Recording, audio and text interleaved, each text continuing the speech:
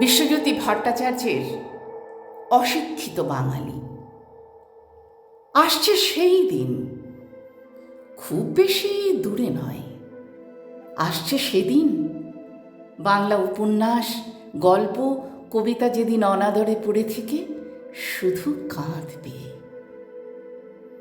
নতুন গ্রন্থ প্রকাশিত হচ্ছে, তখনও হয়তো হবে, কিন্তু কেউ তাদের খোঁজ করবে না।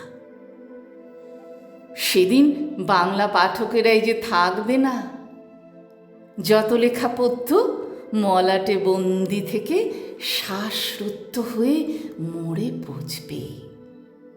বাংলায় লেখা, বাংলায় লেখা শুধু এই অজুহাতে কেউ খোঁজ রাখবে না।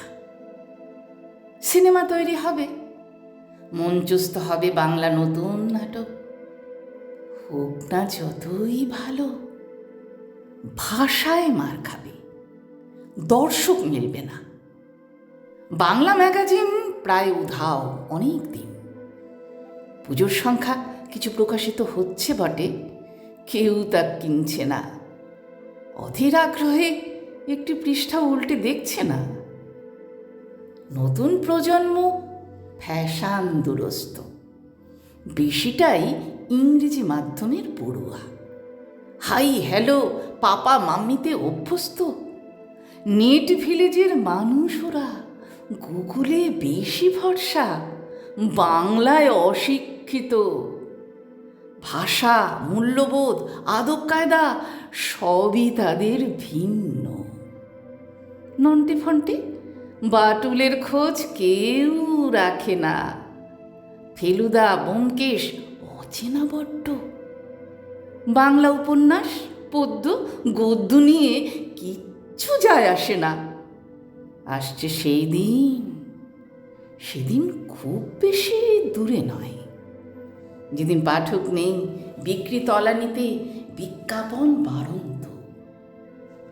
একে একে হবে ঝাঁপ বন্ধ যত বাংলা দৈনিকের। তখন বাংরেজিয়ানায় অভ্যস্ত অশিক্ষিত বাঙালি খড়কুটোর মতো ভাসবে, শুধু ভাসবে, হাবুডুবু খাবে। পদাঘাত ক্লিষ্ট হয়ে নিজস্ব অস্তিত্বের ঠিকানা খুঁজবে, কিন্তু পাবে না।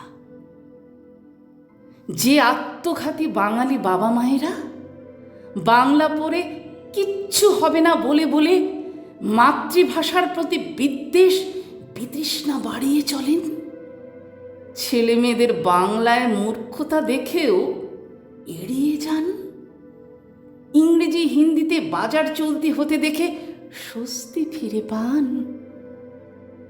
বাংলা ভাষার অন্তর্জলি যাত্রায় তাদের কতটা অবদান, সেই দিন তারা হিসেব মেলাবেন তো।